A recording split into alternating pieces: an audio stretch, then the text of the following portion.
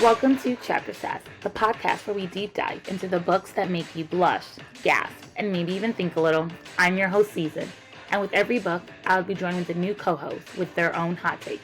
From spicy romances to messy love triangles and all the glorious chaos in between, we're here with a fresh perspective to unpack the stories we love, question what we think we know, and explore how the book speaks to us. Things might even get a little sassy. This episode is rated mature and will contain spoilers. Let's get into the first chapter. Welcome back, everybody. We are going to be covering Blood of Hercules. This is the Villain of Lore series by Jasmine Mas, and we're going to be covering chapters 26 through 30. Hello, Danielle. What are you drinking today? I have my 3 beverages. Always water. Love it. Always water. My coffee, and then I have a little bit. Decaf. Yeah, decaf. Lots of oat milk. Like, coffee people probably look at the color of my coffee and think I'm disgusting. Oh, But whatever. I like the texture of it. Leave me alone. I love it. And then I have a cocktail that I've been working on. So this is kind of a take on a Clover Club that I've been working on to do without egg whites. It's gin, raspberry gum syrup, a little bit of lemon, and then aquafaba. So if you have it in a container, you shake it really hard, it gets a little foamy. And then to add more color and a little bit of dilution, there's hibiscus tea. So you could do this as a bashed punch and swing. Shake. You have the best cocktails every single time. I need to be with you when we make these goddamn cocktails. Well, as you all can tell, people who are watching or seeing it when I post clips, I'm not at home. I'm actually in California in a cabin. So I did stop and I got some wine. So I will be drinking wine. So yes.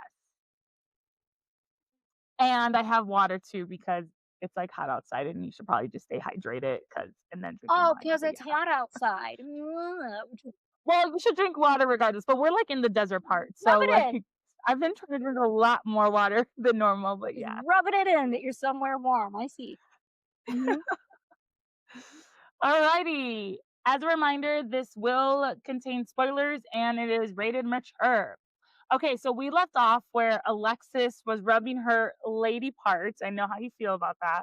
Rubbing her lady parts against Augustus and he moans.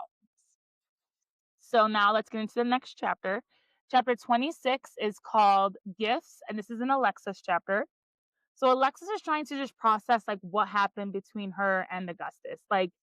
And what her body is feeling towards it as well, because again, she's vanilla, she doesn't know anything. But she pretty much heads to her chair. She has a chair. I guess it's a chase in the library. And on it is a luxurious throw blanket that someone had gifted her, and she wraps it around her body. So she just sits there and Drax Maximum join, but during this, Maximum pushes his chair a little close to Alexis, and then they start talking about how they feel how they bonded with their protectors and they feel it in their head. But Alexis is she's thinking it. She doesn't say this out loud. She's I didn't feel anything in my head. I felt it in my chest. So now she's starting to think that she really bond with Fluffy Jr. Mind you, Fluffy Jr. now has her same colored eyes and she feels all of this stuff in her chest when it comes to him, but she's questioning, did she really bond with him? Then a few hours later, everyone has to run the circuit and it's a blizzard outside. And Alexis believes that it's because Augustus was trying to punish Fluffy Jr. because he barked in class. And he said that that was disrupting everyone. So he called Patroclus and Achilles to run the circuit with everyone and the initiate. So this is every single time a mentor gets called, they have to run it with their person. So everyone is going. All the animal protectors were told to stay behind except for Fluffy Jr. He needed to run the circuit as well. So what do we think? We don't find this out, but what do we think Augustus' reason for this was? Because we know he's not. We've gotten enough chapters where he is trying to protect her in his fucked up way. So he is making her run the circuit, called her mentors, and is only letting Fluffy Jr. out. And then Alexis in this chapter is like, jokes on him. Fluffy Jr. loves this snow and is like excelling exceptionally well. So do we think this was a way for her to like talk to her mentors about something before, time was up? We don't know. So this is all speculation. Like we never get told this, but like I don't think he was doing it to be malicious, Like he had a reason behind it. Okay, I didn't really think about this before. Because right, it's like it's so easy in context when you're in that spot in the book to just sort of be like, "Yeah, he's just annoyed and he's being a Mhm. dick." But Mhm. one of the gifts is, like, this sweatshirt that she keeps wearing, right, with, like, the skull thing on. Mhm. And another one Mhm. of the gifts I But she leaves it at home, I believe. right, but another one of these gifts is also that the blanket, the throw, right? Mhm. So if you wanted to really prove that someone was accepting your gift, would you Oh, make her throw cold. them out into the cold so that then when they came back in, they had to pick up your gift for a second time? I didn't think about that, and I absolutely love that reason. I'm gonna say yes. I mean, think of it, yes. So while they're running the circuit, Patro and Achilles actually stay at Alexis's side while she runs. And she's like second to last running up this mountain. And I think this is a little bit interesting because up until now, every single time we've gotten a chapter where like a mentor is running the circuit with their mentee slash the initiates, they're always far ahead. They never stay with their mentee. They're like off doing, the initiates have to like catch up to them. But they're purposely like staying behind. It's just I thought that was kind of nice. We're seeing a slightly different side to the mentors. And then while they're running up the mountain, Patro and Achilles are being way too nice to Alexis. Like Alexis almost trips and Achilles catches her. His touch lingers longer than what it should. Patro starts like asking Alexis questions to like get to know her. It kind of seems a little bit better. But then he mentions that Augustus is being really weird and asks if she's noticed anything. And she's like, nope, he's just the asshole that I know he is. And Petro's like, are you sure? Like, are you positive? And he was like, has he given you any gifts? So Patros and Achille at least is figuring out kind of what's going on. Like they don't know, but they're like just questioning if something could possibly happen. And Alexis is like, no, what are you talking about? And so then Petro looks like he wants to ask Alexis something, but Achilles says no. So he doesn't ask whatever question he was going to ask. And Alexis is like, okay. But so then Alexis starts to, conversate back. Petro does ask, like, did she ever figure out what her power was? And Alexis is like, yeah, I can speak to creatures. It's so funny because it's in her head, and in her head, she's like, "Patrick was so like, oh my god, that's amazing!" Like, and then she was like, "Achilles, not so much." But then at the end of that little section, she was like, "A girl can only hope." So clearly, everything that like Patrick said was like he was being sarcastic, and so I mean, there's the other thing with it too, right? I mean, there's a few dynamics in play with that conversation. One, we know that Petro and Achilles are lovers of Augustus, right? Mhm. So there could be a sort of like, Oh, I don't know if they're lovers of Augustus because they're brothers, or I guess they're not brothers, yeah, but they share Helen as a sister. that doesn't mean you can't fuck. I mean, I agree with you, but Okay, I do think that's painting some lines right there. and I think there is some sort of like thing there. But Okay, the other part of it too is right, so it could be like, you know, "Hey, has he been acting weird?" Because it's like, well, you're around him more than we are, and, like, he's being weird with us, right? You're asking somebody if gotcha, he's yeah. acting weird to figure out why they're behaving that way towards you. The Mhm, other thing that I've gotta think is what we know about what Augustus and Karen have said is through Alexis's viewpoint and her overhearing them talking to Petros and Achilles. So like mhm, to me, we only know that she overheard some sort of like, "Oh, we figured out the marriage law and there's a loophole," sort of thing, because that's what she Mm, overheard. But I can't imagine that Petros wouldn't know more because of his relationship with Augustus and Karen, right? Like, that's true. Okay. ima Yeah, I like that. imagine having a kiki with your besties and being like, "Oh, yeah, I've got a great idea," and then A kinky with your besties that you share a sister with. yeah, like, yeah. But I know, I love it. there's no way you would just stop at that. There's no way. Like, Yeah, yeah, you'd be love like, it. "Oh, no, I've got a plan," and then you'd be like, "Here's my plan. I'm a smart man. Look at me," right? So they know. To me, they have Uh, to okay. and Okay, I'm good with that. yeah, and because they know the laws, right? Like, we get the thing from Mhm, the newspaper of like, "Oh, Colin has mm, has pulled these gifts. He's delivering these gifts, giving these gifts." Like, yeah, that's and to be fair, to your point, that's common knowledge to yeah, everybody now. So, yeah, Petros is trying to figure out like, "Oh my god, are they actually doing this plan?" You know? mhm, and to your point, they're in the same boat, right? Like, they don't wanna marry an Olympian, none of them wanna marry Olympians or all this jazz or anything, so I do think that is a good point to bring up. Alexis so going back, Alexis then asks Patro, like, what is his gift? And his gift is that if he touches someone, he can tell if they're lying. And then, Alexis, again, just trying to get to know him better, is like, well, since you and Achilles are almost 26, like, do you know who you're going to marry? And then Patro and Achilles both look at each other and they say, we have an idea.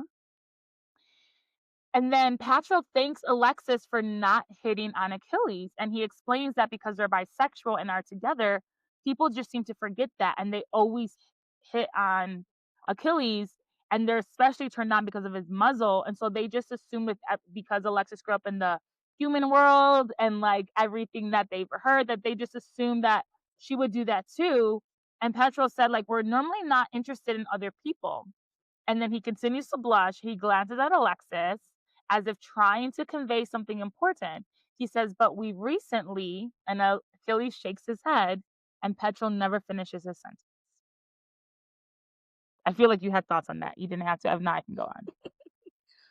Okay, one, I appreciate the bisexuality representation of people assume that you're not, or like people hit on you even when they're Mhm, together, right? There is a very common thing in bisexuality that if you are a bisexual man, you're actually just gay, right? And if you're a mhm, bisexual woman, you're just like straight and you dabble. And that does lead mhm, to people hitting on you in inappropriate ways. And I've got to imagine that there's some sort of variety of it that happens with bisexual men that happens with bisexual women of like people just assume that you're like down for a threesome, you know? So especially in the world that we're talking about here, like in Sparta, like where there's like all this loose sexuality, it makes sense to me that people would be like, "Oh, you're bi? Like, no, you're not. Come over here. I got you. mhm. I'm gonna like fix you or whatever." You know? Gotcha. Okay. I I actually okay. So I took a slightly different take on this. And I actually just have questions. Like, I don't know if it's going over my head or if I'm just not comprehending, but they made it very well known that, like, it's okay to have multiple lovers and multiple people join you and all this, like, especially within Sparta. So for me, if this be, and then like, but yeah, and then like, let's just go back a little bit. When we were at oh my god, what was the thing where the siren died? The symposium, that. When we were at the symposium, there were multiple people, like, dancing on and, like, fucking each other, like, there, and they like, the book, like, explains that we're about to hit in, like, 2 or 3 more chapters, but, like, when they're at the ball, there's like a whole bunch of people like just dancing in a circle together, like doing all this. So for me, this is very common. So for Patra to make this, I would assume that if it's so common already in Sparta that people would always be trying to join Patroclus and Achilles, not just hitting just on Achilles, if that makes sense. Like it's such the norm that I see them wanting to be a threesome or more Ooh, than four, five, six, seven, eight of them. Like, but they're not specifically like just hitting on Achilles and not and like ignoring Patro. And that's how I read it. Like when he's thanking her, to me, I read it as he's thanking you for not hitting on him, whether it's because of the muzzle or whatever. People are not respecting the fact that we're together. Like, I read that as they're choosing one, not both, but like the way it's conveyed to us in the book makes it seem like people would be down for both of them. yeah. So for me, I questioned it and I said, maybe I'm just not understanding, but I don't know. Okay, so I mean, part of it is like even when you look at the symposium and all of the behaviors there, when we talk about or when we read about like Petros and Achilles being together, like they're together.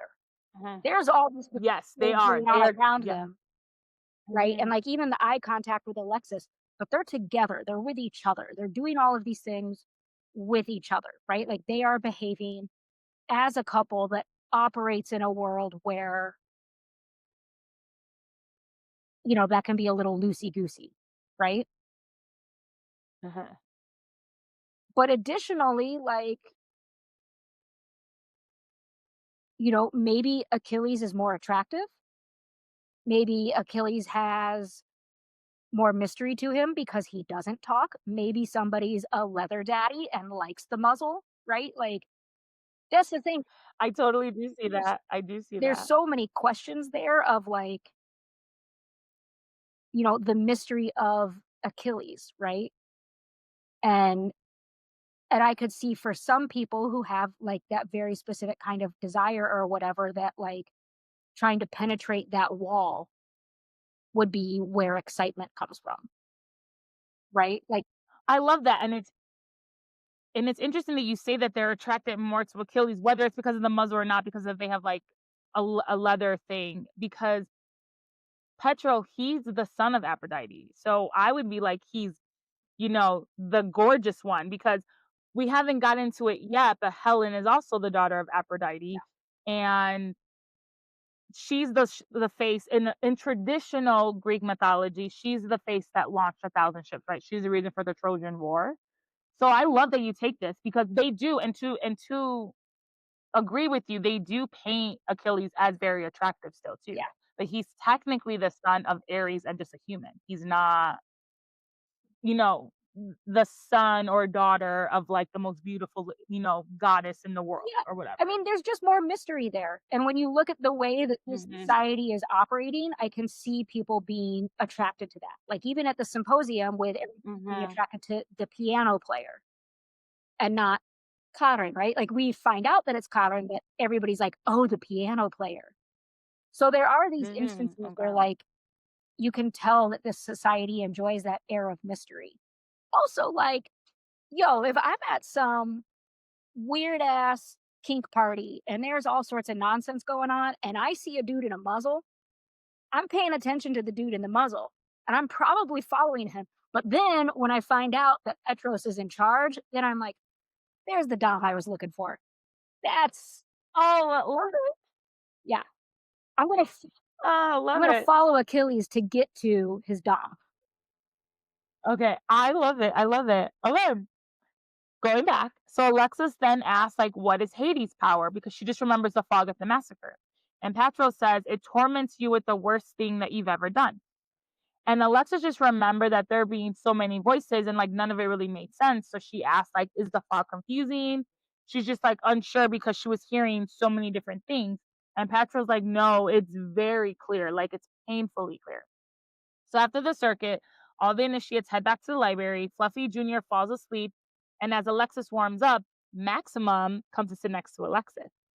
In fact, he like hovers his face over her and tells her that he really, really likes her and kisses her. Talk about learning how to seduce. One of the three things you do while you're in the crucible. That no. No, that is not seduction. That is not seduction.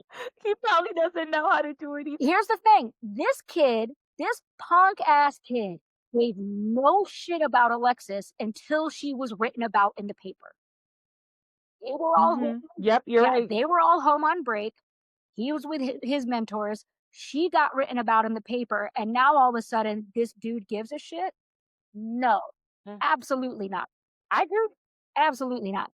I That's a agree. fame chaser right there. Mhm. I agree. Literally, I agree. And especially because they think she's the daughter of Zeus. Like she's from House of Zeus. So, and that's the most powerful. So I agree with everything what you said. Love it. And so she's taken aback because she really has never kissed anyone before. And I truly like picture her just like standing there with her eyes open and he's just like kissing her and like her mouth's like not even open. And then all of a sudden Alexis hears a growl and she assumes it's Fluffy Jr. But she's not feeling nothing in her chest or anything. She just hears it. Maximum pulls away and says, "That's nice. Let's do it again." Mind you, I really do think she's like this the whole time while he's like kissing her. And it's like, you want to do that again? So then he leaves. He leaves, and Alexis hears Fluffy Jr. snoring. He never woke up. So who does she hear growling? I don't know, not yet. I mean, I do know, but we'll get Yeah. there. And so now it's time for Alexis and her 2-day break. So she goes back, and then she has to head back to the Crucible, and it's only 14 days to initiation now. And so when Alexis gets back to class, everyone notices that Maximum is missing. So his mentor is called, and the mentor says that he deflected, aka he dropped out. He went home to the house of Hera and never came back. And Drex and Alexis look at each other because they're like, who would quit with 14? Like, they just have these 2 weeks and they're done. Like, it doesn't make sense, but whatever. He's missing. After a few hours, the initiates are sent to the library, and Alexis sits in the chair that she always sits in, and she hits something that's underneath her feet, and she pulls out a medium-sized box wrapped in red velvet silk, with a black silk bow and gold trimming on it, and inside are Maximum's eyes, fingers, and lips, and something else sparkles in the box. And Alexis hear the voices again, but she gets like freaked out and she like opens it like under the table. And there's like cubbies like under the table too. So she just like closes the box and like puts it away in her head, out of sight, out of mind. End of the chapter, chapter 27. The Spartan Ball. It's Alexis and it's 2 weeks later. The crucible is over and it's now the night of the initiation ball. At dawn will be the graduation ceremony. The initiation ball is a masquerade ball to promote, and I'm putting in quotations, to promote unity amongst the houses. And I'm like, does that really work? Because according to the book, it's hard to find who people are. They wear full on masks. And so I agree, probably looking at a person is probably very hard to distinguish who someone is because they don't wear like a little mask that we think. It's like a full on like over mask. However, and a lot of them use voice modifiers so you can't tell. However, this is my thing. I think creatures I believe are involved, but there's very few Olympian or chthonic women. So I don't find it hard to figure out who that is because like Persephone is always gonna be with Hades. Like, you know what I mean? Like Achilles is always gonna be with Patrol. Like there are certain people that I do think, regardless if you took everything away, Achilles literally cannot talk. So the second you run into a person you can't have a conversation with, and there's another person, oh whoopty do that. Like so, I'm just like, I don't believe any of this, but whatever. But for the point of the book, we'll continue. And who else but like Helen is gonna help Alexis look amazing.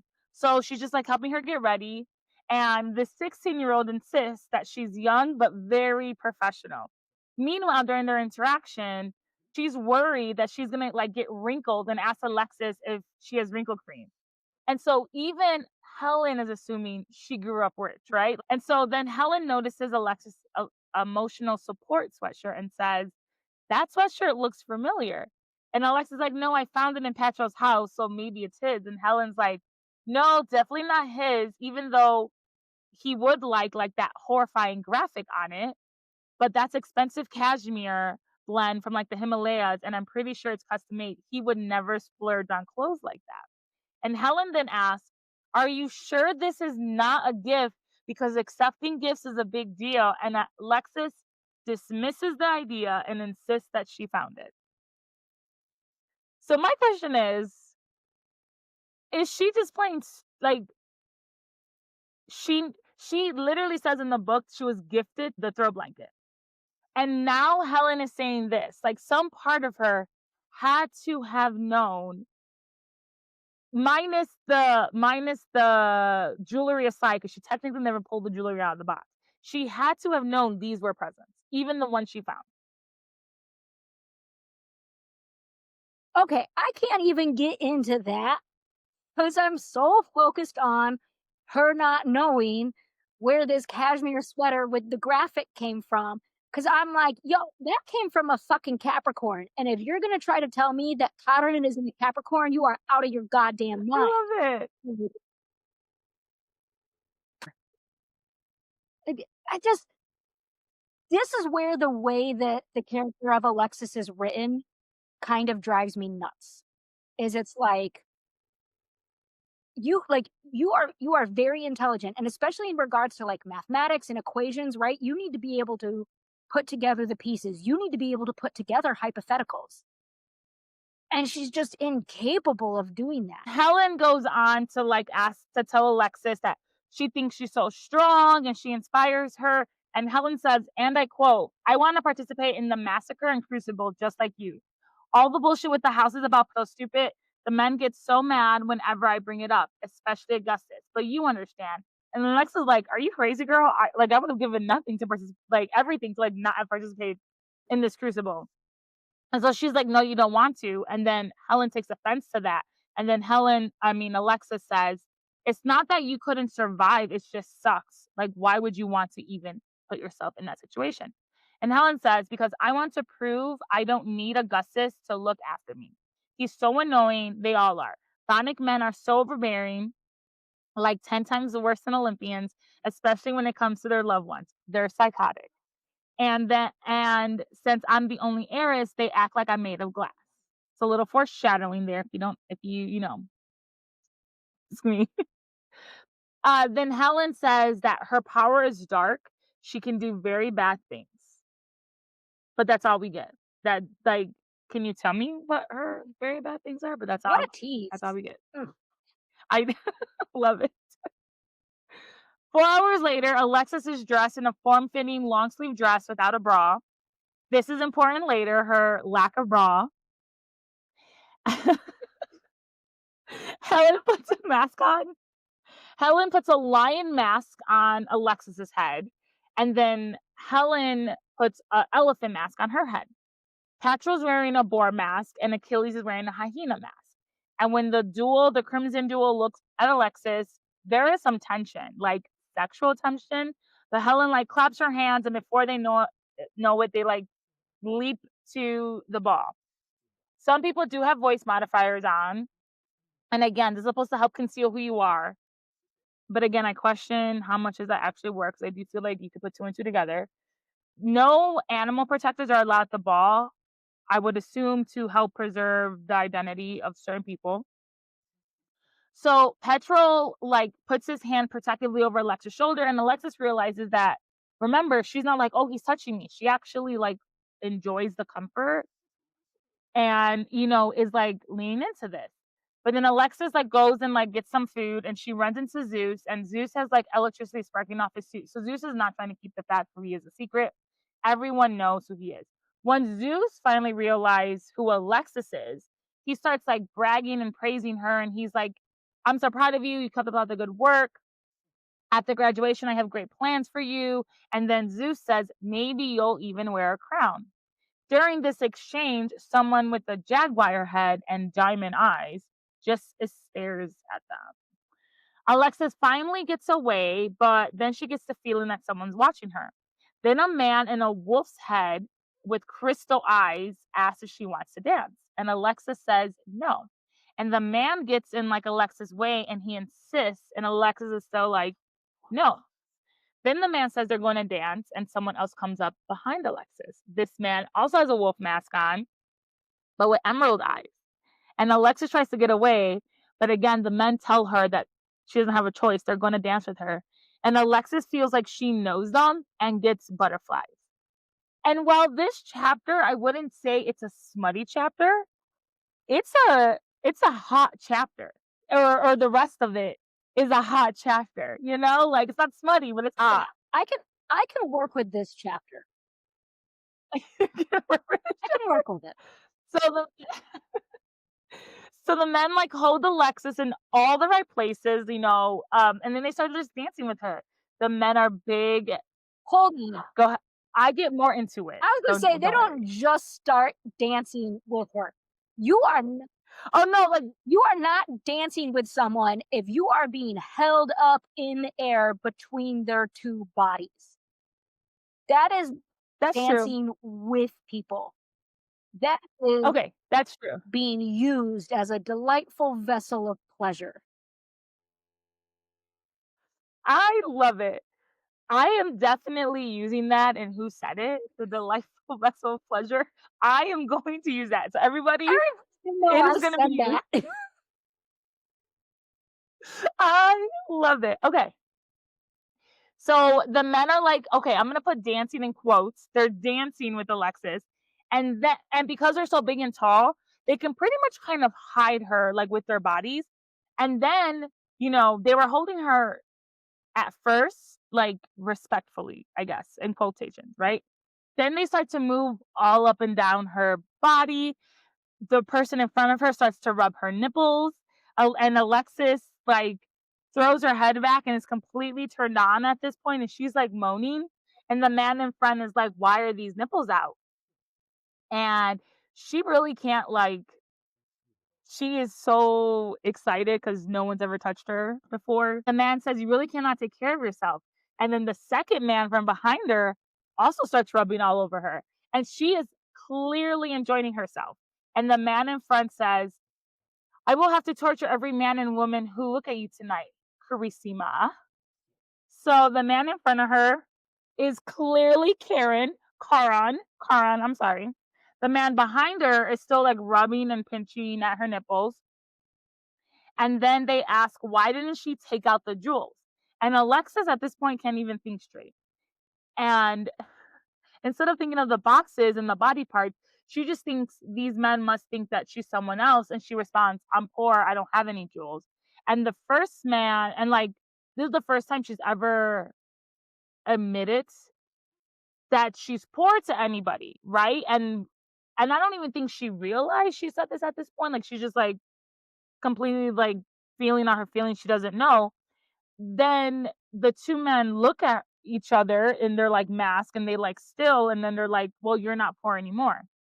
And now Alexis is taken back and she's like, "Yes, I am."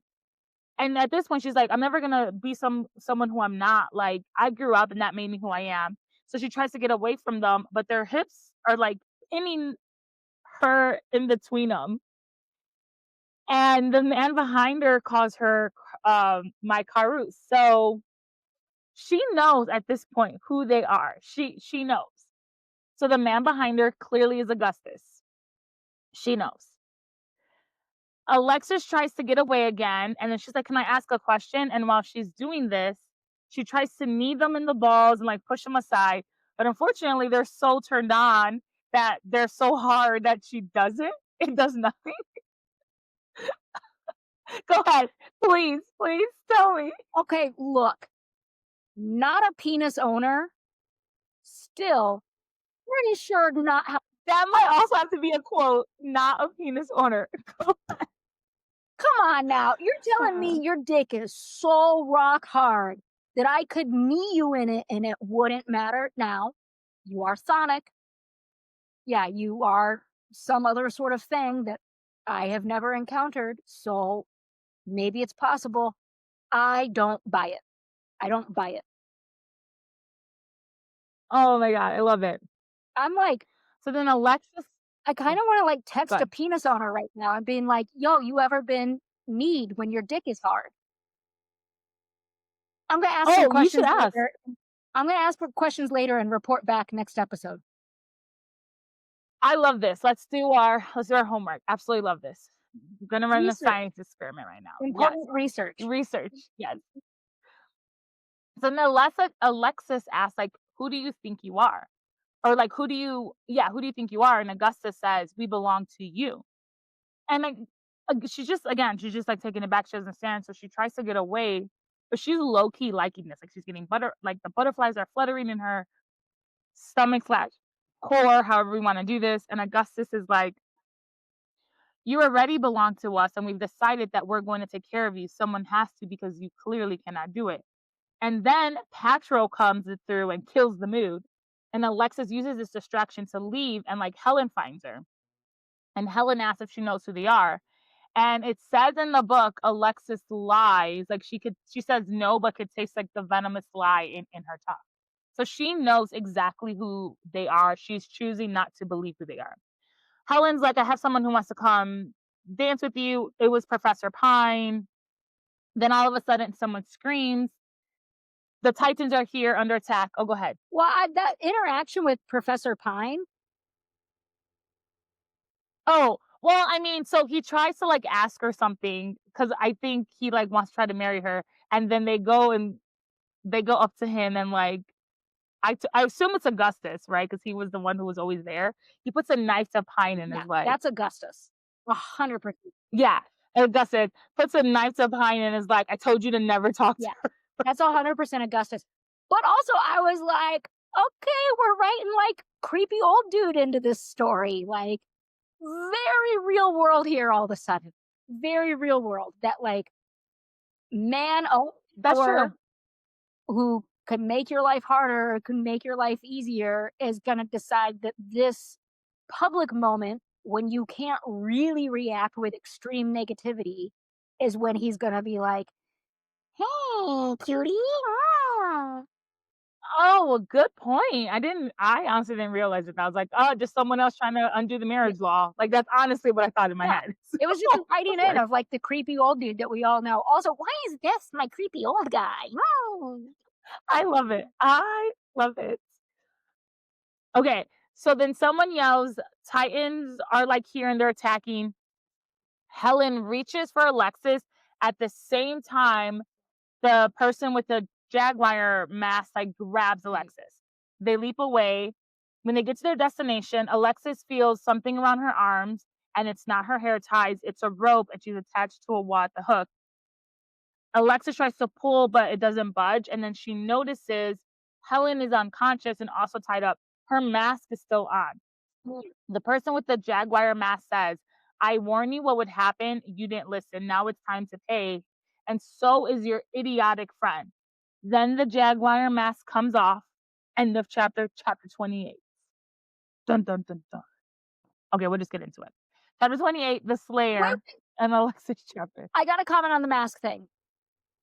Oh, go ahead, Okay, girl, go so I ahead. do love it because the idea that like everybody wears masks and is like fully covered in such a way so that you don't know who they are, right? And especially with a lot of these Sonic men and their tattoos, it's got to be like mask to ear, Mhm. right? And then like full covering. So we're not Right, seeing, yeah. right? We're not seeing neck. Yeah, I think it's a whole Yeah, mask. It's not like the eye mask that we think like it's like yeah, a it's like a whole like thing over your head, right? yeah. So, because Mhm. then tattoos and whatnot aren't visible. But I do understand the idea that, like, this is an event that can kind of, like, bring the houses together because if you can't immediately identify your enemy, you're not gonna, like, immediately be in that thing, right? For example, That's true. if I see you out on the street and you are not wearing a Dodgers hat, I don't know that you're a Dodgers fan, so I'm not gonna scowl at you until I find out. But if I see you Gotcha. and you're wearing that Dodgers hat, you better fucking believe I'm giving you the dirtiest look you've ever seen in your life. So at first when I read it and I was like, how is this bringing the houses together? But then I kind of got it. And I was like, okay, like if you can't identify somebody from across the room, like you might have a different style of interaction with them than you would otherwise. Interesting. I mean, I agree with that, but it still goes back to my point that, like, certain people, at least all the women between Olympian women and Sonic women have to be you have to be able to figure out who they are, especially if they're with another person. And like I said, like, Achilles can't even talk, so, like, I do think certain people like, could I have guessed Professor Pine? Probably not, right?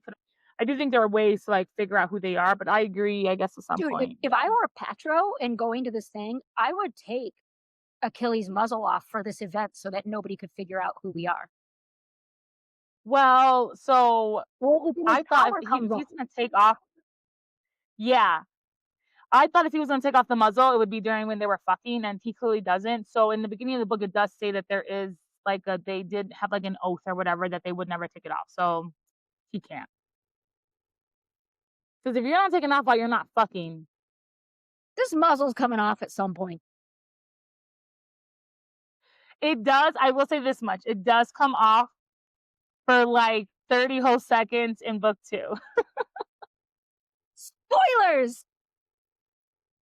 just for 30 whole seconds. That's about it. I don't, and I think what you think you want to happen doesn't happen. Takes his muzzle off and just, like, brushes his teeth. That's it. Just, like, real ordinary shit. We'll see. Ah, We'll see. Achilles. Okay, chapter 28. Now we can start chapter 28. The Slayer, this is the Alexis chapter. So the capturer tells Alexis, I warned you to leave Sparta and you didn't, and now your mutt friend will have to pay like the rest of them. Alexis now realizes that like she's in a room full of like bones, like their skulls, their body parts, and she's like, what? And the person with the mask or with the jaguar mask thinks Helen is just a regular person, doesn't realize Helen is who she is because she has the elephant mask on. So then we find out it was Theros. Theros tells Alexis he is the only one who will ever wear a crown because he is the only heir to the house of Zeus and he will not lose to a mutt. All the bones on the ground are all the other mutts, so his half siblings that he's killed. So also, if she didn't kill Crystal, he was gonna kill him, is what we know. So like no matter what, this kid was Mhm. dying at some point. So and Alexis is like, okay, but why did you kill the sirens and Maximum? And Theros is confused and he's like, I didn't hurt them. I know you got my letters because the muse and like the library helped me. And he admit that he sent the Titan out in the circuit. So now Alexis realized there's like other people who like sent the boxes with the body parts, and it's not him. It's not the same person who sent the threatening messages. So now she can kind of maybe separate those two because in her head she was correlating threatening messages with the body parts, right? So to her defense, I could see that. Alexis screams at Nyx to wake up because she's just like sleeping around her neck, and she yells, attack him. And remember, Pharaoh's power is like putting up that force field shield thing around him. So he immediately does that when she's like attack him. And so Nyx like slams into the shield and like knocks herself out. Pharaoh leaves, and then all of a sudden Alexis hears a Titan outside and it's like fast approaching. And she's like, there's no one here to help. Alexis knows what she has to do, and she's like, I have to save Helen. And so she did the same thing she did when she was 10 years old, and she slammed her hands repeatedly onto the floor until, and she kept banging until her bones were broken enough where she could like slide her hands out. And she does do it in the book. This is in the book. I think the writing is done great because it's like I'm slamming pain, and like you can like see like she's in pain. She's like, I can't pass out. I need to save Helen. I'm continuing to slam. There's blood everywhere. Her bones are coming out. And again, she wants to pass out, but she's like, I can't because I have to get to Yeah, Helen. I totally Finally, Helen. oh, I was gonna say, Okay. I totally agree with you, like, I think this chapter of this first book is probably the best descriptive writing in the Hmm. entire book. The way that we sense the room that they're in, like, how it looks, how it feels how they feel being in it, right? The way that they sense the danger that's around them. It's very tactile in a way that a lot of the other chapters are not. Yeah. I, like, agree. Like I said, I could feel and hear it. So finally, Helen wakes up and she screams, and I'm sorry, Alexis just like keeps going. And so she like finds Nyx on the floor when she finally, because she can finally get out. And she's like, reaches Helen, but now she did realizes is she doesn't know how to free Helen because also her hands are like completely broken. Like they are not functional. Helen tells Alexa she has a knife on her thigh that Petra makes her wear for protection. And they just hear the Titan. So the Titan is super close. I believe at this point it's like banging out at the door. And with Alexa's hand destroyed, she like can't get the knife. And so in the book, it's like Helen realizes that like she's in so much pain, like she can't get the knife. There's no one here to help. If Nyx was not unconscious, I'm sure Nyx probably could have bitten through the rope, but she can't. And so in the book too, it literally says where she was like, "This is an impossible. No human would be able to like grab the knife after I had done everything to my hand." And then she was like, "But I'm not human." So she does the unthinkable. She like grabs the knife, and literally the Titan is like coming. She like is able to saw or like cut the rope, but right as the Titan comes, she like stabs the knife in the Titan's eye, and then grabs Helen and Nyx and like does the unthinkable because she's never done this before, and she leaps. And the book says she leaps to the feeling of home. Bum, bum, bum. And when she leaps, she just happens to be in the Colosseum Mhm. right in front of Augustus and Charon. It's the graduation ceremony and it's about to begin. I don't know what this means. Because what did Nyx tell her about home? What did Nyx tell her? It's a person. It's a person, not a thing. But then I wonder why she didn't leap to Charlie. Because Charlie isn't home anymore. It's these two hot ass men petting her between their bodies and rubbing her nipples while going dancing. Mm, that's her new home. Oh my god, I love it. I love it. I love it. Okay. This is the So it's stumble the pussy. graduation ceremony. It's her It's in her stomach. It's in her stomach. So it's the graduation, so it hasn't started yet. So she technically hasn't missed graduation.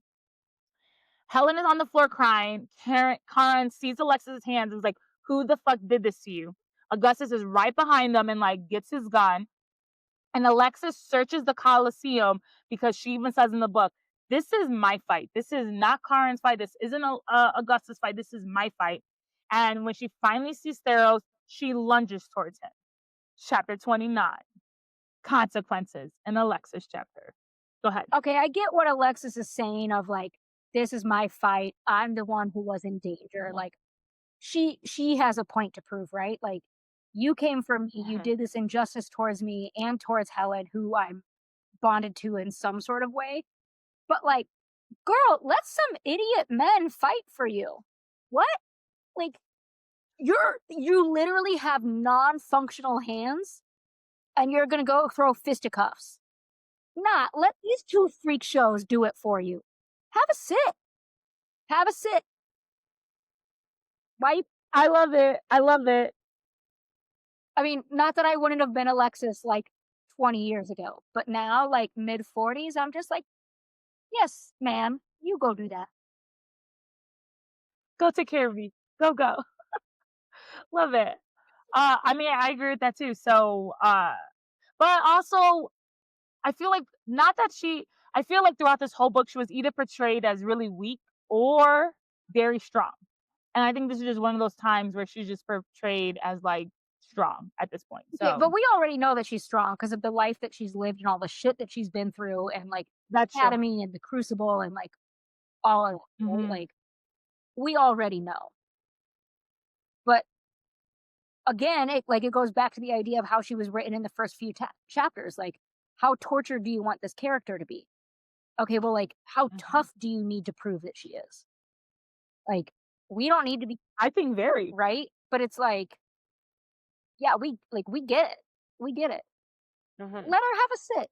But, like, her having to prove how tough she is and, like, everything she's been through, that is a lot because the one thing we get throughout the whole book is that, like, she is mentally scarred, that she has phantom pain from being tied up, from having to get loose when she was Yeah, younger, to the point when she realizes she has to do that to herself all over yeah. again. And I don't think a lot of people could do that, like, willingly do the thing that tormented them, because the first time she did it for herself to get out because she needed to get out because I think she was like hungry because there was no Charlie yet.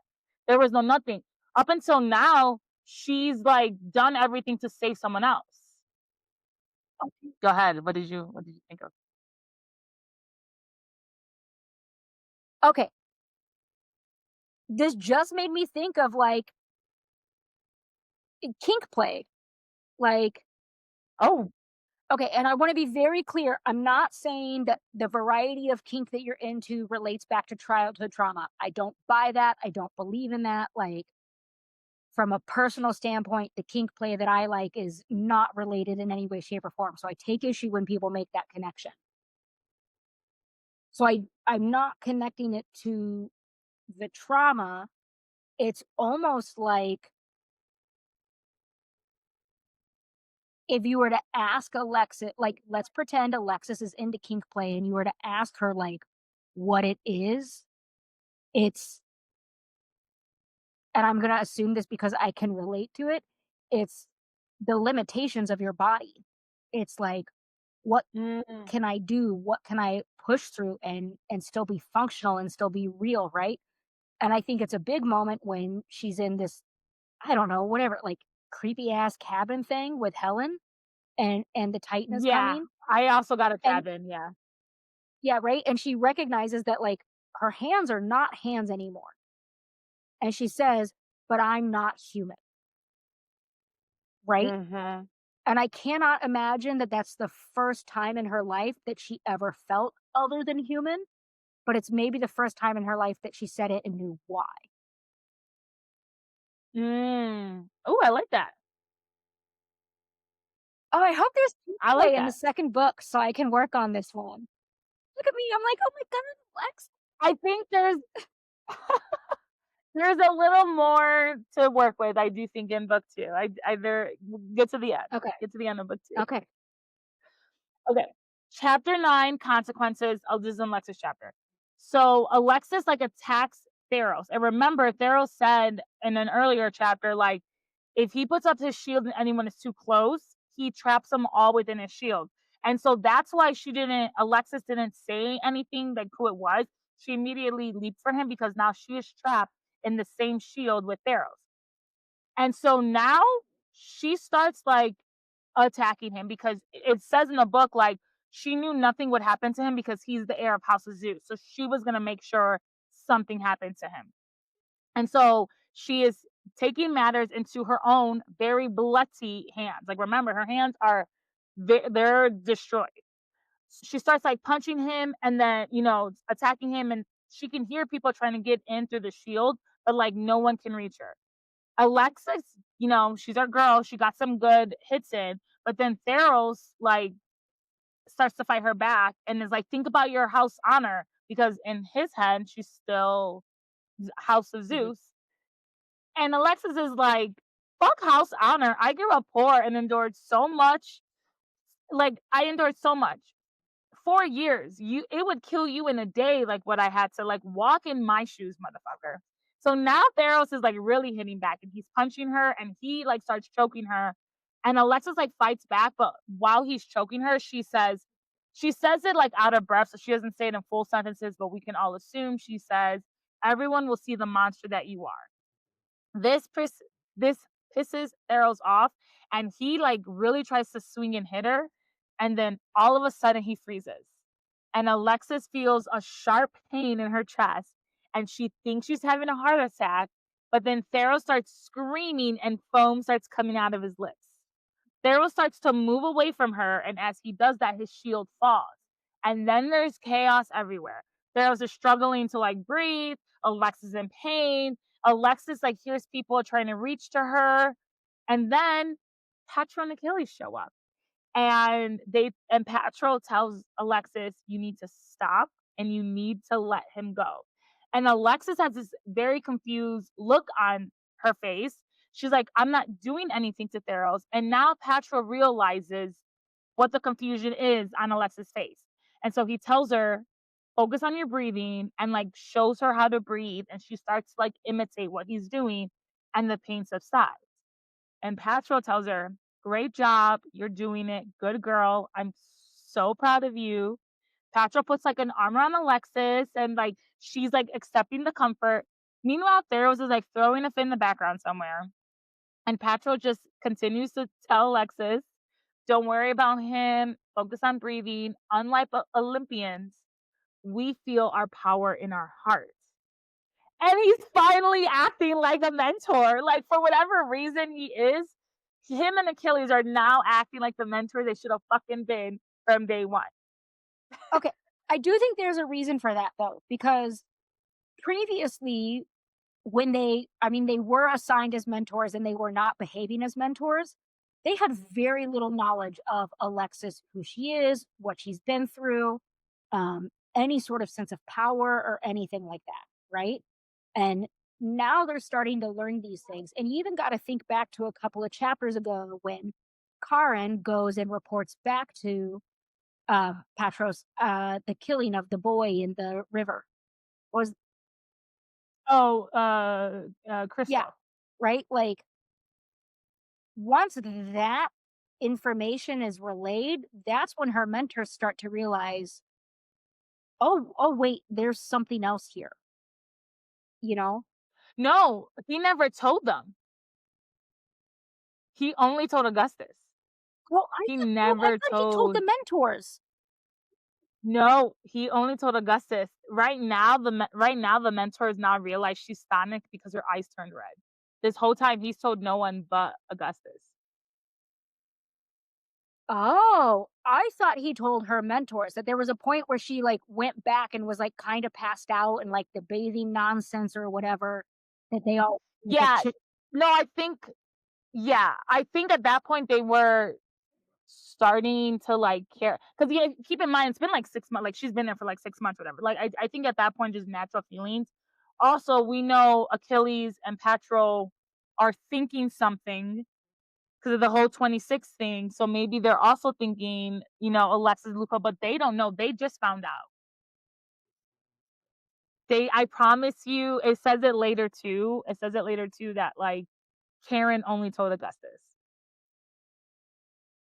I don't know why So he never I told thought him. her So mentors knew that she had like some sort of history no, in her.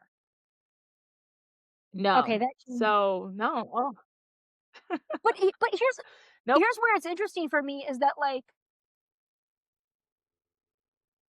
how does Petra for having like no earlier awareness of her behaviors or powers or their impact or anything like that, like he so very quickly assesses like, oh, this is her power happening, and he knows how to coach her through it.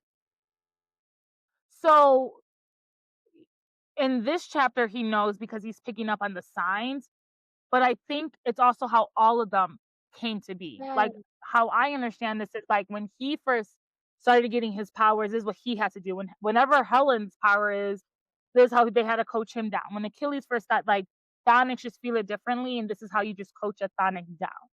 Okay. So yeah.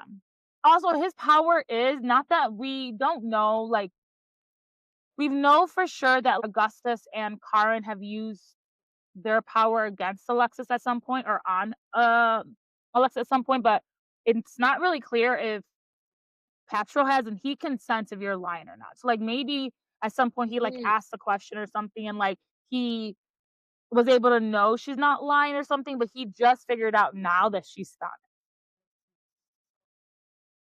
I wonder too, like with his power, right? And like being able to like touch someone and tell that they're lying, right?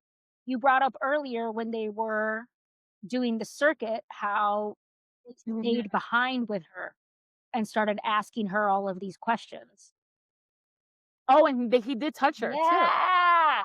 See? So maybe he did. That wasn't being nice. So, like That was recon. That was recon.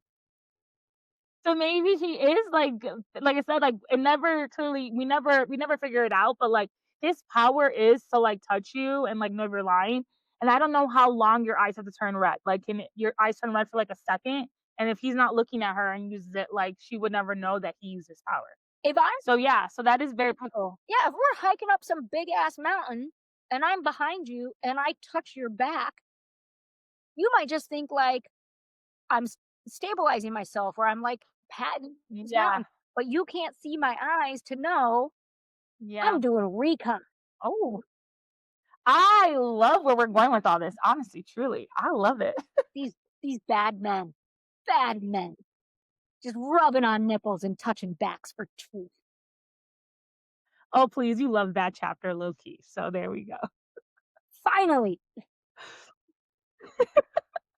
You know you love that chapter. You I know also you love listened to that chapter at work. I was in my office.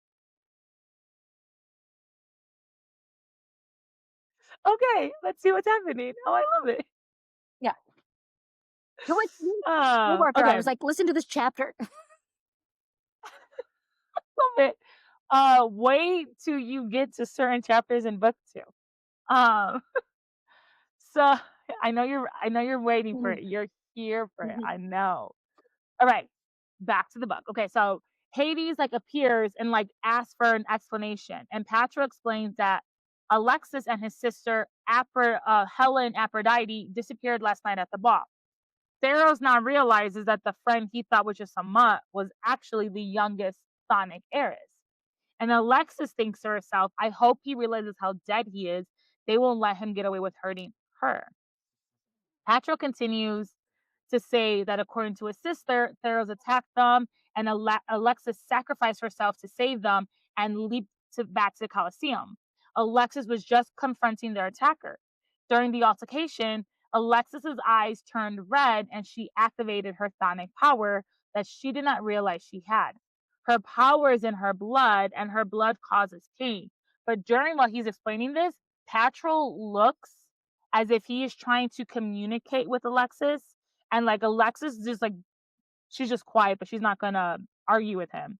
Then Patrol shouts, throwing his fist in the air. She's a powerful Sonic heiress. She saved Helen. And then Achilles does the same, as in he can only put his hand up in the air because he can't speak. And now I just want to be like, my have the tables have turned that they were like, you're this weak mutt or whatever. Now you're this powerful heiress. So now Alexis realizes that like when she feels pain, it's in her chest with Fluffy Jr. So now she knows I have bonded with Fluffy Jr. She also realizes she has felt pain in her chest 4 other times. Her foster mom died after Alexis scratched her face with her bloody nails, and then she screamed something about the red-eyed devil. The boys pleading and like convulsing during the massacre had foam dripping from their lips as she clawed at them with her bloody wounds. Crystal splashing in the water, foaming at the mouth as he screamed and tried to get away from her after they had shaken like their bloody hand oath. And 4, the siren wincing she cut herself on the knife that was covered in blood and her dying shortly after. So I have a few things to say about this. So I had when we got to the siren, I had figured out it was the blood. But then I unconvinced myself it was the blood because I was like, the book is called The Blood of Hercules. So it's her blood. I didn't remember, and the reason why I unconvinced myself was because I didn't remember Crystals and her shaking the bloody hand. Because I was like, there was blood at every single time except this one. I forgot that they had like cut themselves and like did like a bloody oath that you do when you're like 10 years Yeah. old or whatever. I like completely forgot that. But then I went to thinking that 2 of the times were in self-defense. The other 2 times were maybe heightened emotions because she loved the siren. Like she wanted nothing to come of the siren, but she was drugged. So did the drug do that? And then with Crystal, she was just like annoyed by him. Like she wasn't trying to deal with him. And I do think when she said he was pushing me down and, like, I couldn't breathe, I think that was her feeling her power in her chest, but she was thinking it was crystals when it wasn't because from when we got Karen after Karen was like, "That's not what happened." But I think to her, she was having that, like, panic attack in her chest, and so she thought it was But him. that's the other thing too, is that all of the incidences in which this happened, she was in an elevated emotional state, right? The Mhm. shit with foster mom, elevated emotional state. The you know, was it their first time, like, doing the circuit, like, doing the swimming? No, I don't think it was the first time. I think it was oh, no. It was the first time, When I she think. I think panicked it because actually, she I think it might saw her friend struggling, right? So there's yeah. right, it goes back to the chthonic idea of, like, we feel our power in our bodies.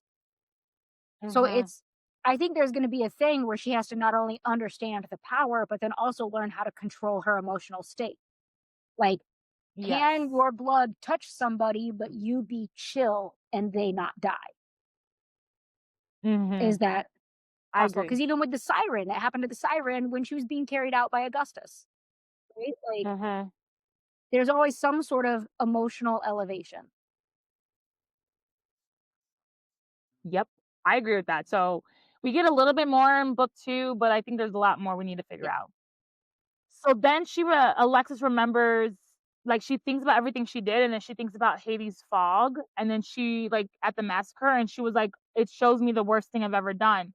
She's killed, so it was her blood doesn't cause pain, it kills, and she was like, "That's what Patra was trying to be like, it just causes pain," because at that point, he touched her, like, it's very clear that he, like, touched her and was trying to coach her through, so I assume Patra was using his power at that point, and he saw that, like, she realizes that she's not doing this, but she's doing it. And then she now understands that why the animals were so freaked out about her because they realize like what she is. But then I also start to think, I do believe Alexis is good at her core, right? Like 90% of the things she does is for other people, not for herself. Like she's like, I'll die, but I need to protect Mm. Charlie. So like I can't die, right? So and the animals are supposed to be able to sense all of that. So I just like, is Fluffy Jr. a special type of animal that like he like saw past that? Because shouldn't all the animals see that like, yeah, she killed, but that was never her intent. And intent is important. Like at the end of the day, your intentions are important. Like, yes, she killed, but she wasn't trying to kill. Okay, so we're talking, like, the difference between, like, murder 1 and murder 2. Yeah. Oh, yeah. But oh, I mean, honestly, I didn't even think of it like that. Now that you're saying it, yeah, first degree murder and second degree murder are. I guess you're right. With intention, without intention, I didn't think about it. But it's also like, let's talk about like someone attacked me and I killed them to defend myself. That is technically murder, but like I was defending Right, myself. so manslaughter.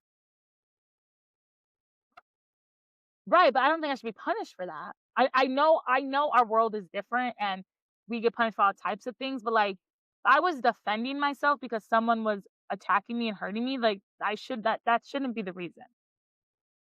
Well, you don't live in Florida. But I understand our society. Good luck with that. But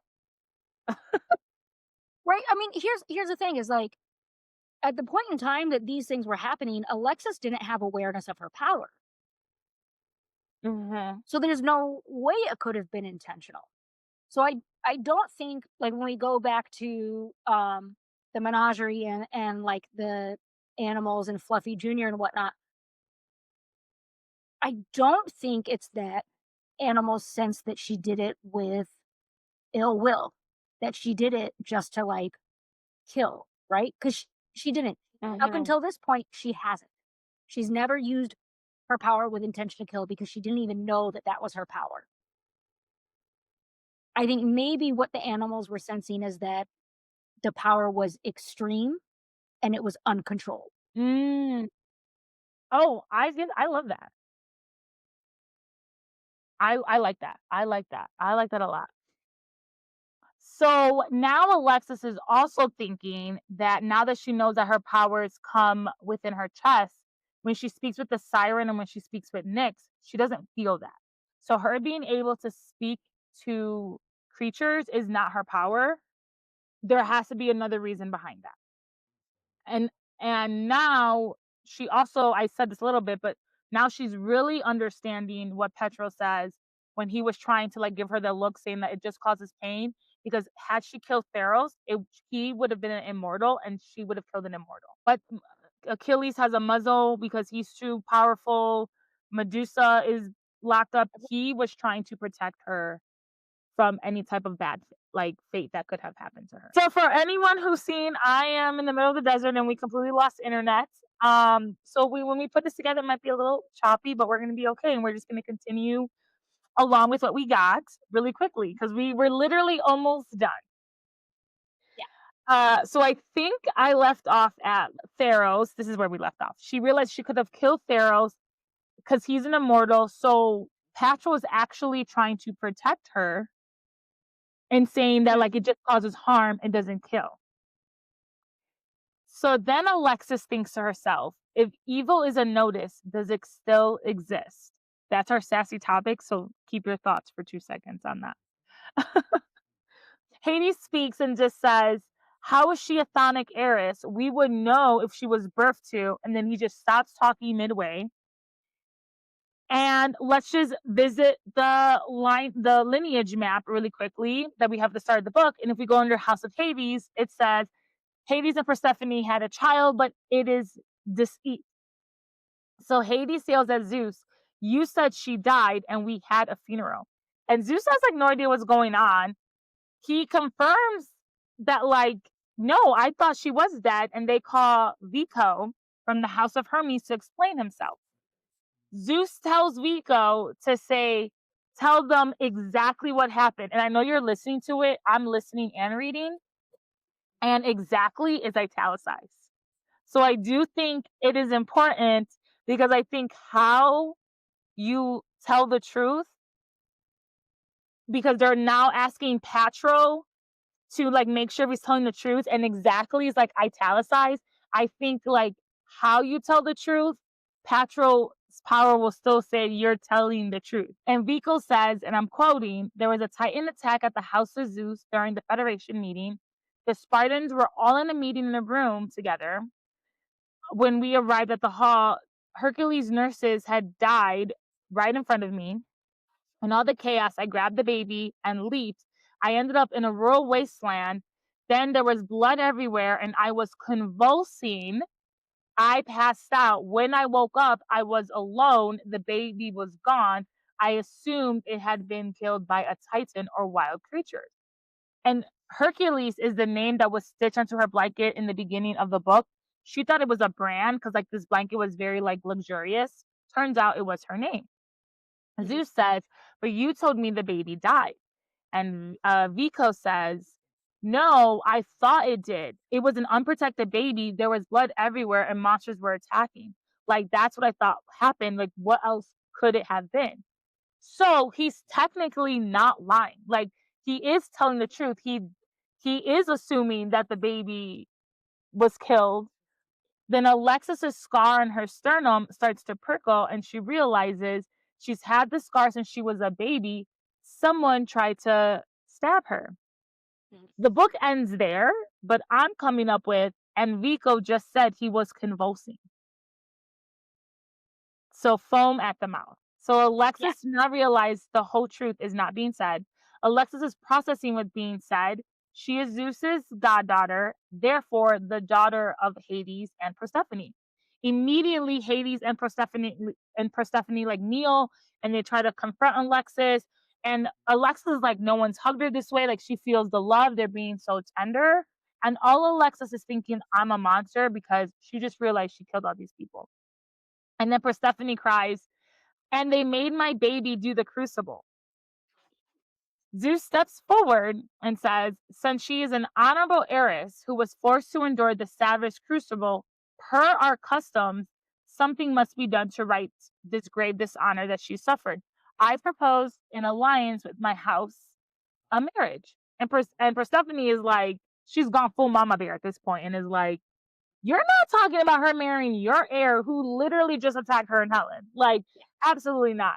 And Zeus is like, Pharaohs will be dealt with. He met any Olympian house, but right now Helen's honor is also on the line per their laws. Many men come forward and they're like, we'll have Alexa's hand in marriage. And Persephone dismisses them all. Then Karen steps forward, covered in blood, like looks like he's been fighting. And Charon says she's already betrothed. She's betrothed to me and my partner in accordance with the new marriage law. She's the one we've decided to wed. My partner and I sent Alexis her two betrothal gifts, two boxes. Each box was wrapped in red velvet, black silk bow with gold trims, and was tied at the top. Each contained two of the three customary gifts. Symbols of our protection were laid on top of priceless heirlooms. So their idea of protection is killing and chopping off people body parts. Your thoughts? Yes. Yes. Uh, we also gifted her a priceless blanket and the clothes straight off our back. She opened both boxes, uses the blankets, and wears the clothes. Acceptance of the betrothal. Yeah. And multiple times, other people said to her, "Are you sure this wasn't a gift?" Yep. Like, Patro can confirm everything he's saying is true. okay, there is some trickery involved, right? Because Well, there's a Alexis, shit ton of trickery. There's not some. yeah, I'm gonna say some. Okay. Alexis doesn't know the rules, and the rules aren't taught at the academy because the academy is designed for men, Mhm. right? So the opportunity that she would have had to have learned, like, oh, this is how gifts work, this is how clothing works, this is how whatever works. It wasn't taught at the academy, which is where she probably should have learned it. Yeah. And then because assumptions are made about like her background and her riches and things like this that are all inaccurate, the people around her don't know that she doesn't know the rules. The only people who know that she doesn't know the rules are the two that she's betrothed to. So yeah, again, a little bit of trickery. But they offer her kind of a way out. They like ask her, like her parents, Hades ask, like, is this true? And she says yes, but she could have also easily said right then and there, I didn't grow up here. I didn't realize that was me accepting. And I'm sure that could have been her loophole to get out. And she doesn't want to. I truly feel deep down she doesn't want to get out of this betrothal. No, one, she doesn't want to get out of it. Two, if she did, she could lie and say no, right? But Yeah, then oh, that's true. there would be elements of proof of it, of like Mhm. Helen saw her wearing the sweater, right? But Like she technically never took out the heirloom, so she could easily say she still opened the box. she did open the box, but she's not wearing the heirlooms or anything. Yeah, but that's on her. You see shiny shit in the bottom of a box and you don't dig it out? Come on now. That's on you. Sorry. I got no sympathy for that. None. But like,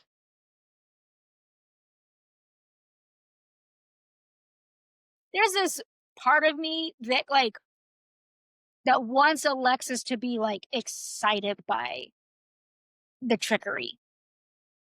I want Alexis to be excited by the fact that like these motherfuckers came up with like schemes and scams and plots and plans like for her. That I is it fucked Right. up of me that I think that's kind of cool? Yeah, I will say this much. Yes, in this book. When we get to book 2, I know you're, like, early Mhm. I think it is very clear very early on in book 2 that, like, they care for her. But, like, yes, they tricked her, but they really do care for her. So I do think that, like, it is said and it is shown in multiple ways that they do care for her and they're gonna be there for her. So in that sense, I'm okay with it. But right now, if that were to happen to me in real life, and we're about to talk about it too, she's like, "I'm the loophole." Like, "You don't fucking love me. Like, I'm the loophole. I've never been in a relationship. I've barely been kissed. You did this. Like, I deserve better than this." So I'm on her side on this until very early on in book 2, I'm like, "Girl, I'm need for you just to go, like you keep saying, just go along with it. Just go along with it. Just go along with it and see where we end up." It's not that I'm on an individual side, it's that I'm kinda like, "Yo, being a service sub was pretty nice. Ah, I love it. I love it. You need a mentor. Alexis, I got you. That Fuck might also Patrick." have to be a line, just so you know. I think you might have all the lines. Alexis, I got you. I'll be your mentor. I love it. Yeah, Okay. and I get it, right? Like, if you don't know these things, if you don't know this realm, if you don't know yourself well enough or your power and you've been through all this bullshit, right? You're in this state of just like, "What in God's name?" Right? Like, you just can't anymore. But Mhm. it's very odd to me that with what we know about Alexis and the way the character is written, that it's like all of these pieces get put together after the fact for her. That the day with Christo, when Karan was staring at her, her eyes must have been turned red, and he knew exactly who she was. So now, Alexis realizes that, like, they knew who she was, and they still fucked with her, right? Like, all the comments that Augustus had been saying about your honor being protected, like, she's like, "They knew this whole time, and they were using me." And I feel like this is fucking with her mentally, especially because she's never been in, like I just said earlier, she's never been in a romantic relationship, and now she has to marry 2 men. She thinks she says shit like lady parts and shit in my stomach, and now she has to marry these men. But does she? I mean, Uh, parents try to give her an out, and I'm deep certain, down, yeah, deep down, I think she wants to marry them, but yeah. right, right. She could have said, "No, this is not correct," or "No, I didn't know the rules," or like, "No, these fucking turd burglars." There were so many multitudes of options of like how she could have worked that there. And instead she was like, "Oh yeah, I danced with them without my feet on the floor. Yeah, sure. I'll marry these dudes." Oh my Right? god, I Like, almost spit out my wine right now because I laughed. but here's the other flip side of it is like, as women, we have been in situations where we have been very aware of the fact that if we give a man a definitive no, we are in danger. Mhm. I okay, I'll give that to you. Yep. And so I will give some slack, credit, whatever it is, to Alexis that she has the ability to sense that of like, yes, there's something here about these two that intrigues me that I feel in my core, like yada, yada, yada. But she also has a very intense awareness of their ability to kill, to dismantle, to destroy. And even though the book doesn't explicitly say, Alexis agrees to it because she doesn't want to be murdered, Mhm. I would think that there's some aspect of that involved. I could get behind that, I guess. I'll get behind that. Okay, back to the book. So Zeus says, "But you cannot marry a Chthonic." And Augustine says, "The law states we cannot marry only one of the Chthonic names that were listed in the law. Alexis Hurt is not on the list. We have obeyed the law, like the letter to the law. Alexis is not listed. There shouldn't be a problem." Mhm. And Alexis now is remembering the Wolfsmen when they asked her about the jewels. It was them all along. But mind you, she literally said when she was speaking with Helen that she knew who they were. She lied. But now she's realizing that she enjoyed this intimate dance and like she hates herself for it. So Alexis, again, is just pissed that they've been playing this game with her for months and they've used her. She can't get past that. Just clears his throat. Go ahead. Well, Alexis assumes it's a game. Oh, I like that. She does assume it's a game. Mhm. I like that.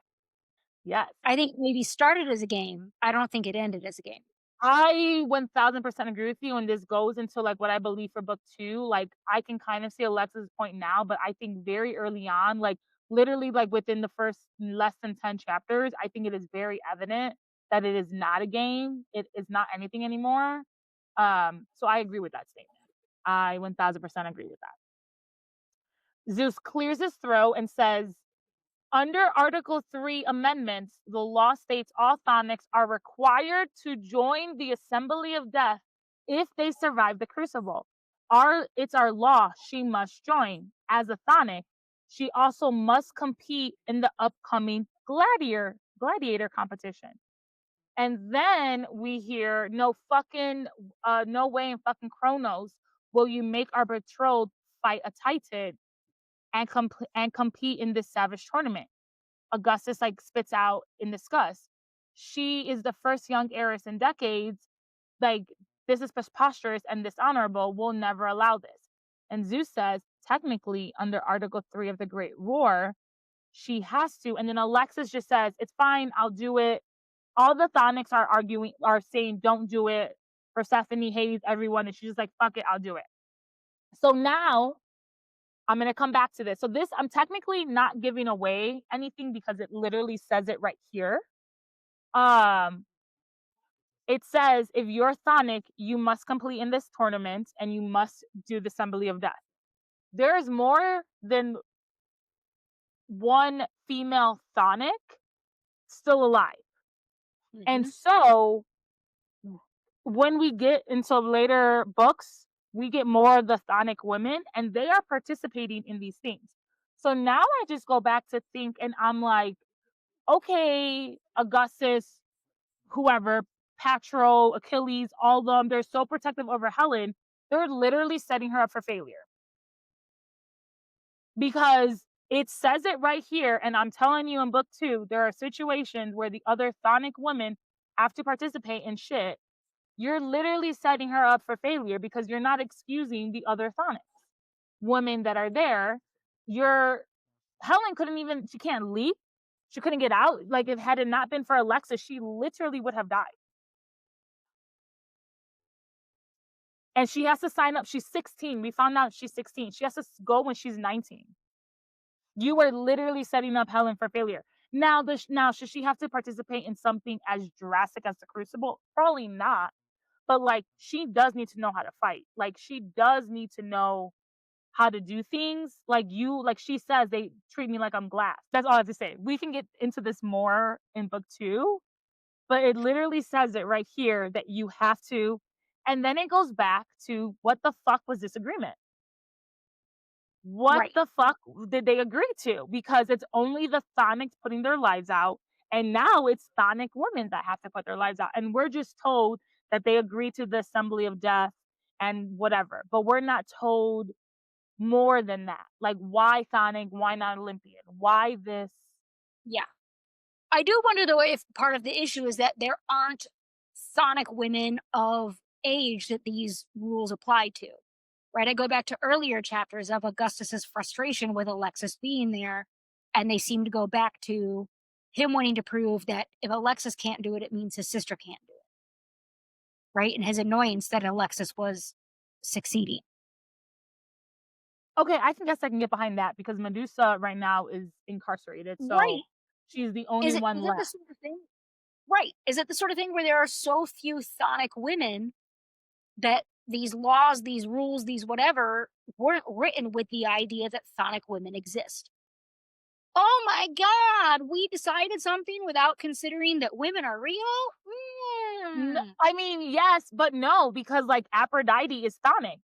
She has to participate. Um, Ready is like beyond, right? Like the sonic women that we know of are beyond like a crucible age. okay. True, so they don't participate in the crucible, but they have to participate in everything else. All the women do. Maybe not Persephone, I don't know, she's weird in book 2, but every other Chthonic like, mother does participate. And somehow survives. Yeah. So that's why I'm So saying, like, did they really think Helen was gonna be excused? Like, I get yes. your logic. I get your logic that, like, she's the like, this was written without the younger Chthonics in play, so that I agree, but it says all Chthonics have to participate in the gladiator competition. The older Chthonic women compete in this gladiator competition. Maybe not the crucible, but they do compete in this competition. So knowing that, you are setting up Helen for success or for failure because they're really just gonna be like Helen can't participate. Unless you have a previous example of a chthonic woman who can't pull it off. But there is So if none you have right now. They all participate. which is why as Augustus you would get pissed as fuck that Alexis is not helping your cause. I guess.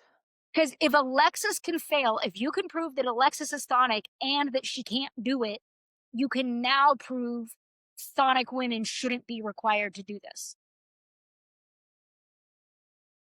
Okay, I'm gonna end this because if I say more, I'm gonna give away Yeah. that what I gave away technically is not a spoiler because Zeus literally says all Sonic must compete. And so, like, I don't think any of us were thinking the women, but the women do fall in this. That there's something else I want to say in that, but I do think that would be a spoiler. So I'm just gonna wait. Okay. So, anyways, back to the book. Alexa says she'll do it again. The Thongs try to stop her, and she's just like, I'll do this." So then, right then and there, they decide graduation takes place, and Alexis is inducted into the Assembly of Death. And Persephone, like once she's done graduating, she like goes back to the her family. Persephone's like, "What happened to your eye? It wasn't like that when you were a baby." And Alexis lies and says she doesn't know, but Karen and Augustus do like hear that, so then they wonder. Then all of a sudden, Patroclus, Karen, Achilles, and Augustus turn to face Pharaoh with murder on his face. And this is too much for Alexis, so before anyone can stop her, she leaves. Chapter 30, Charlie, and it's an Alexis chapter. Alexis leaps out of the Montana forest and starts to call for Charlie. And Alexis still cannot forgive herself for all the murder she's responsible for, and so she just thinks to herself, he was there when I killed my first victim. He was crying in the corner, like in the bathroom, as I tore our like foster mom to shreds. How dare I soil him with my corrupt presence? Like I abandoned him. He hates me now. But she keeps calling for him. And then she hears, I think this is very important. And then she hears an unfamiliar male's voice. She thinks it's the Spartans who found her, but it's not. She keeps calling out for Charlie, and that same unfamiliar voice comes. And like when she opens her eyes, Charlie's in front of her, but he's signing the word for sister. So Charlie like picks up Alexis and carries them back to their cardboard home. Alexis explains she never meant to like leave him. Everything happened so fast when she took the test and she was taken. And then Charlie says he heard what happened with the other kids and what they were saying. He tried to reach her in Italy, but like humans aren't allowed in like to travel there, so he couldn't go to her. And then they just have like a brother sister moment. Like they're like hugging, they're crying. Alexis like asked like what happened to Fluffy. Fluffy died because there was not enough food because when they lived together, Nyx would kill like rats and stuff, and the dog would eat it. But since Nyx wasn't there, like the dog wasn't getting this extra food, and they essentially cuddle into the night, like not sexually. It's a sibling like hug cuddle. And Lexus tells Charlie, "I promise to never leave you again. You'll always be by my side." And Charlie signs always. So then Alexis wakes up to the sounds of dogs barking in the distance, and Charlie hears them as well. As the barking and the sounds get closer, the tarp is ripped from them, and Patros, Achilles, Augustus, and Charon are there. Poppy is at their feet, and so is Nero. And Nero is like standing still, sniffing like something in the air, but like can't recognize it. However, let's remember Poppy's a jaguar and Nero is a wolf. So if we're hearing barking, maybe Nero. But like it's not Poppy because Poppy is a cat. So back to the four men. The gun is drawn and Alexis tries to get in front of Charlie, but Charlie pushes Alexis behind him. And Alexis screams, "Don't shoot, it's his brother." So Augustus tells Charlie to move. They need to get Alexis medical attention because she's been bleeding all through the night. And Alexis looks at the blanket that her and Charlie were sharing and she realizes that it's covered in blood and she could have killed him. So now she's just like regretting everything. And Patro is just shocked to find out this is where she lives. He's like, "You live here?" Augustus picks up Alexis and throws her over his shoulder. And Alexis just screams that she will not leave without Charlie and threatens them. She pretty much says she'll cut herself up into tiny pieces and poison their food with her blood.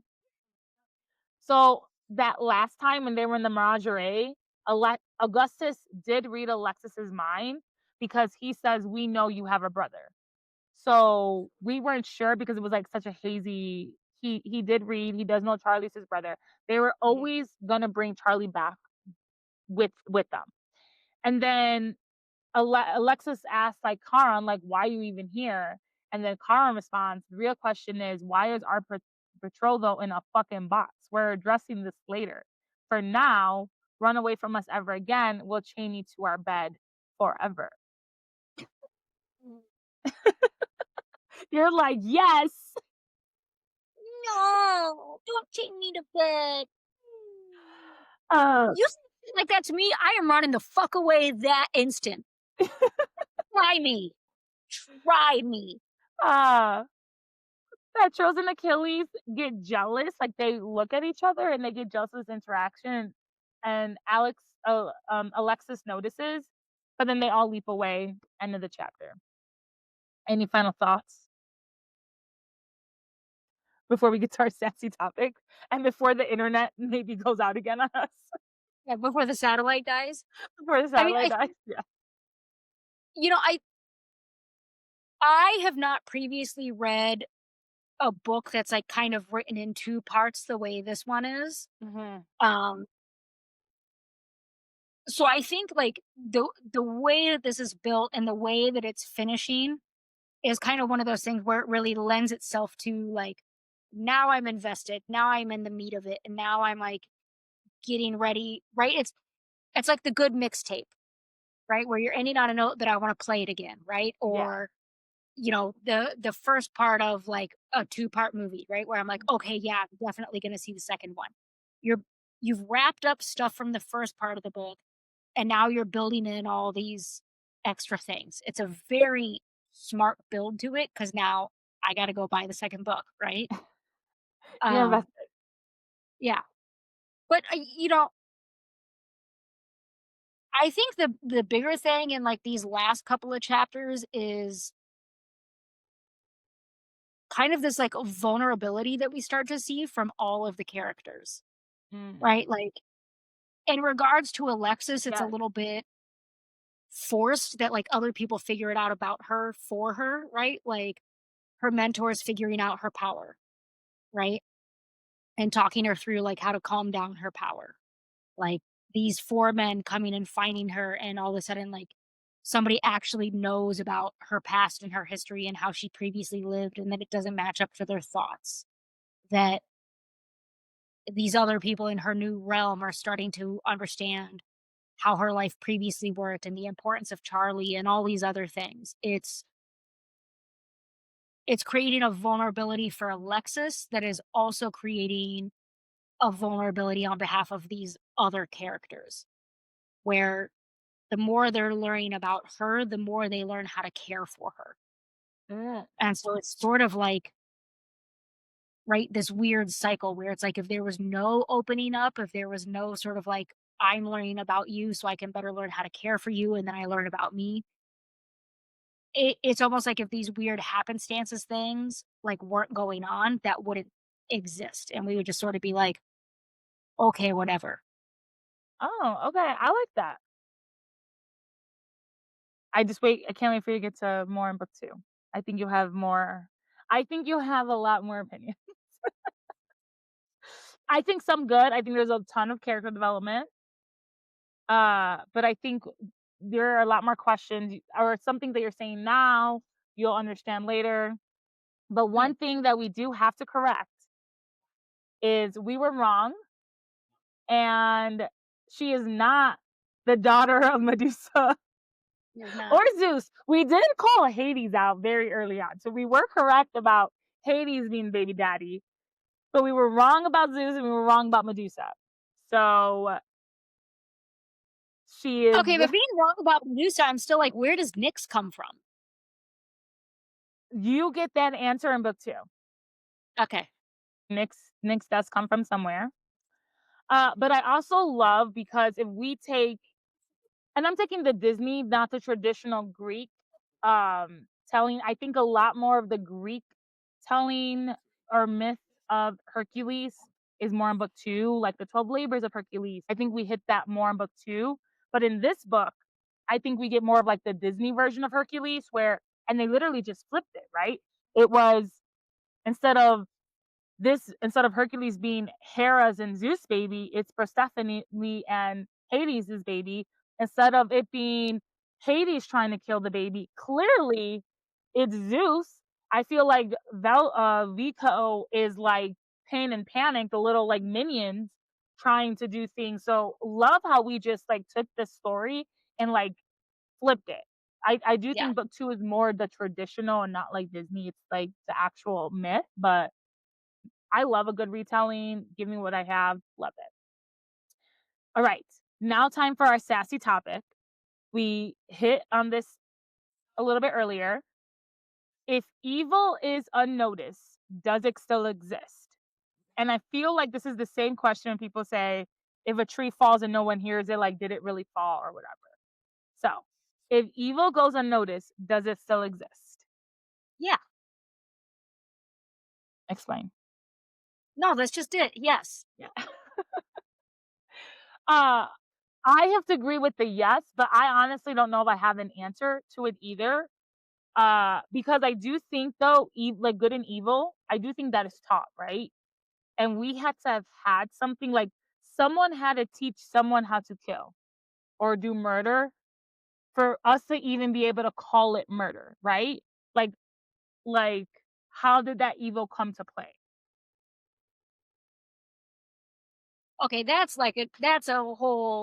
a different thing. I mean, in this case, we're talking about murder. Like, she's calling herself evil because she killed. But I do think good and evil are taught, right? Like no one grows up racist. Like they're taught to be racist. But like we needed that, right? Like at some point in our society, we said you were pretty, you were ugly. Like what defined pretty and ugly? Because if back thousands and thousands of years ago when the first humans were alive, they didn't have a definition for pretty. They didn't have a definition for ugly. Also, what I think is beautiful is different than what someone else thinks is beautiful. What I think is evil is different. Like, I'm not saying murder is not evil, but like, if someone attacks me or rapes me or does something, and in that moment I am defending myself and I kill you, no, I don't think I should have to go to prison for that. Like, does that make me evil? I don't know, but like, that was self defense on something that happened to me. So, I think that question is just a little like, it had to have been evil, had to have been taught at some point for it to be evil. Does that make sense? Yes. Hmm. I don't know that evil has to be taught. I think there are plenty of examples of people being evil without it like really being taught to them, right? And I think part of this conversation also plays into like the true crime obsession and like the serial killer obsession, Yeah. right? Where people who don't study these things and don't work in these realms are all of a sudden like, I'm going to look into this and I'm going to figure this out and become kind of obsessed with it because there is that element of it where we don't understand the mentality. We don't understand what makes Okay. an individual. like behave this way or why they want to do these things. But I think there are evils that we can define as a society. Yes. And then I think there are evils that we can define individually.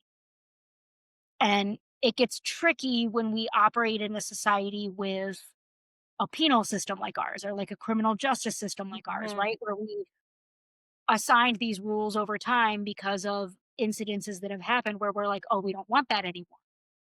So we're going to create a severe penalty for it. Okay. But there are always going to be people out there who decide, well, that penalty is not severe enough. Oh, okay, I can get behind that. I can get behind that. Hmm. And I think this is just also food for thought for anybody else because I don't think there's like a right or wrong answer to this question. It's just again, it's just one of those questions where Alexis thought it, and when I read it, I was like, "Ooh, I'm very interested to hear other people's take on this." And so that's why I had the sassy question. The next thing I want to say really quickly, and then we'll leave, and we'll get into this more, I think, in book two, because there's actually the character art for book two. So one of my pet peeves is when a character is written a certain way, especially a minority character. And then people just draw character art or things, and it looks nothing like how this character is portrayed to Mhm. us. And we are told very early on that Persephone is very dark. She's like the complete opposite of Hades. And in the book, it goes to explain like her curls came from everyone thought, they were Zeus, but her curls are just lighter, but they're clearly Persephone's curls. We get that Hades is like super pale. And if you open book two, Alexis looks white as fuck. Mhm. And I do think the author had to agree to that. Like, she's not just agreeing to put this on her. And would Alexis needs to be super black or something? No, because like Hades is clearly really pale. But I think when you have a mixed kid, it is very easy to see that that kid is mixed, right? Like people can look at me and be like, you're not fully black. I don't know what you're mixed with, but you're not fully this. We can look at Zendaya. I'm trying to think of like other, like we can look at a lot of different people and be like, you're mixed with something. I don't know what it is. So it really does bother me that like the character art that I assume the author agreed to, she's white as fuck in this. Like, she needs to be tan. She doesn't need to be dark, dark. Like Zendaya is not dark, dark, but you look at her and you know she's mixed. Like, Yeah. like, I'm trying to think of other every single person that is especially black and white. Like, you can look at them, think of celebrities, and you can tell they are mixed. Okay, but She can have the blonde hair. I can't believe I'm about to say this out loud, but I am about to say this out loud. That imagery wasn't made for you. It was made for me. Oh no, I'm glad you said that out loud. Like, it But was it? We're in such a yes. society now where so many No. people are authors are writing like more ethnic if that's No. if I don't even know if ethnic's the word I should be using, but writing more stories where it includes minorities, then you have the art has to look like what you said. Should it? Yes. Does it have to? No. Are you going to make more money if you enable white women to see themselves in a story? You fucking bet. Okay, I don't disagree with that. But like I'm talking about just throw some like I'm not even saying she needs to be like dark dark. Like she could have still been light, just like a little give her some, a little spray, like I hear you. Because when I saw your post and I saw the drawing that also included Karen, I was like, that motherfucker don't look like that. oh, I agree with you 1000% on that. I was only looking at Alexis, but yeah. Yeah, And it's like, I saw that drawing and I was like, Karen is not from K-pop Demon Hunters. Let's go. Like, what are we doing here? yeah, that's it. I do wonder what you're saying about like the author had to maybe like had to have approved this art. Hmm. And I don't know how contracts like that work. So I don't know Yeah, how that sort of thing would function. But same. I don't know either. Maybe she didn't. I'm not sure. But I would assume at some point she had to agree to something. So maybe she did. I don't know. I did take it a little offensive.